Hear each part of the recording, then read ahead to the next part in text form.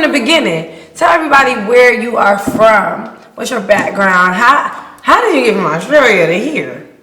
I just walked. It's actually it's a crazy like road that you can take. I was born in this small suburb called St. Mary's in Western Sydney. And my mom had like 6 kids. I was the 6th one, and I was like obsessed with Michael Jackson and dancing. My mom's Aussie, Irish, Danish. My dad is Nigerian. I met him a bit later on in life when I was like 8. And I've always, since I was like 2, the only thing I could remember was like watching MJ on the TV, watching his performances, watching like him connect with people. And I felt like a huge outcast, you know, growing up where I was.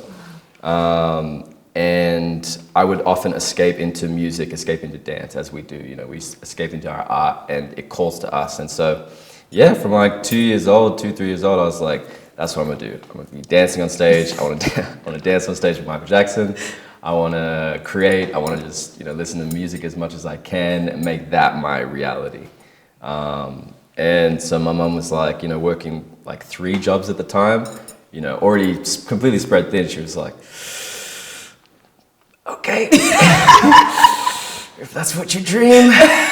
You know, but she was the best. You know, I credit her really for being, you know, MJ's my idol. My mom's also a huge idol. You know, she instilled in me from a very, very young age that no matter how little we had or how maybe it seemed like an impossible dream, the power of belief, the power of imagination, the power of hard work and work ethic, and the power of, you know, despite what people might say, you stay on your focus and you keep going, and you're going to be the one that's held accountable to follow that through. So she was like, if you really dream this, if you really want to be, you know, moving to America and trying to make it here and trying to, you know, create art as a living, then, you know, you're going to have to be kind of nonstop.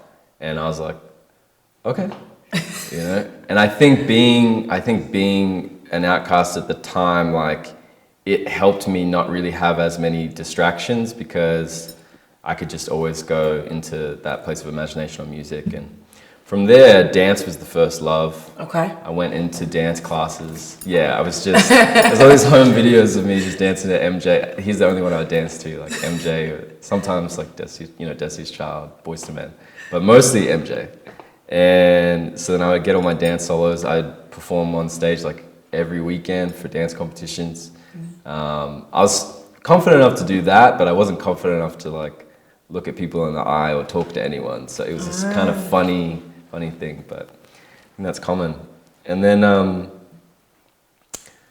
yeah, at some point, I think when I was about 11, I really got the urge to start writing songs. I found out I was able to get this scholarship to go to a performing arts school, and at the time I was getting like, you know, I was really dropping my grades in high school at the public school I was at. I was starting to get into fights, which wasn't really my, you know, I was such a shy kid. Yeah. Suddenly now I'm like getting into fights, everything's happening. and I was fortunate to get a scholarship to go to performing arts school, and that's actually what started me writing. So I was just thinking about all the possibilities, and so I wrote my first song. It was terrible, but... What was it? What was it about? It was about believing and dreaming. It was pretty, I think... Do you remember the melody at all? Yeah, it was literally called Dreams Come True. It was like, dreams come true, yes they come true, for me and you. It was very cute and sweet, and I would actually, I haven't sung that in like 10 years, I completely forgot about it, but I would corner these kids at my school. I was like, I wrote this song because I was so excited to be here. They'd be like, yeah? Like, yeah, but I'm really scared to sing, but I'll sing it for you. So they'd be like, that's really sweet, keep going. You didn't have to corner me into another room to do that. But I was like, okay. Yeah, and then I would make these kind of funny garage band songs on the computer and my mum would walk past, she'd be like, you sound terrible, but, you know, and I'd be like, I know, but eventually I'll sound good, you know, eventually I have this plan to be able to put them all together. Characters, dancing, and music, and yeah, just stuck it out, and this is a huge answer to your one question. No, I love it. I love it. I love it. The more the merrier. Okay. You know, it makes my job easier. I just sit here and look cute, and you know what I'm saying. You do look wonderful. Thank you. But your question was, for me, was I guess how I came from. Yeah. Yeah, I mean, it was just a constant journey. I was dreaming of it for so long, and eventually I had gone into the acting space through musical theatre. I did one musical. I was trying to do some acting classes in school, but my teachers at the time, they were like, you're a dancer, that's what you should do. And I had to sort of fight and be like, I know that this is where I'm at, but I need to be singing, I need to be acting, and so I had to just ignore them at that point.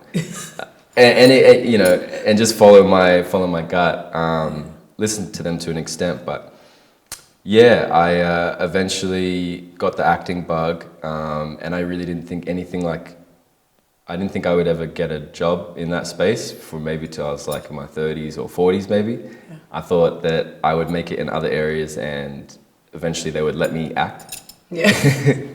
They would be forced to let me act. Hey, I'm good here, I'm killing you right here, and then boom, I have arrived. The whole monologue ready. Yeah.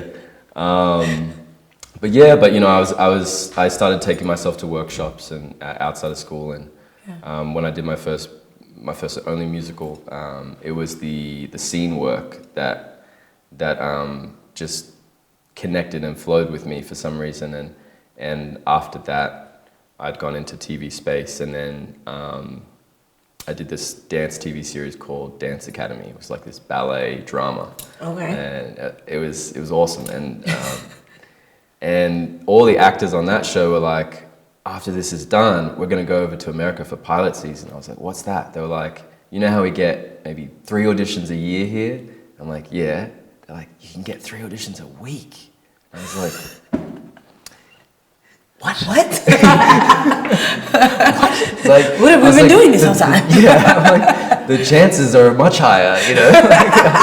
You know, because, you can get one, you can get one. Yeah, it's like, that's wild, you know. Of course, when I came over, you know, I get dropped by my team in like 3 weeks. I'm like bombing all these auditions, you know, super shy, super scared, so like overwhelmed by the whole thing. And but it was amazing. I loved getting to have that push and having those opportunities to fall on my face. You know, It didn't feel good at the time, but.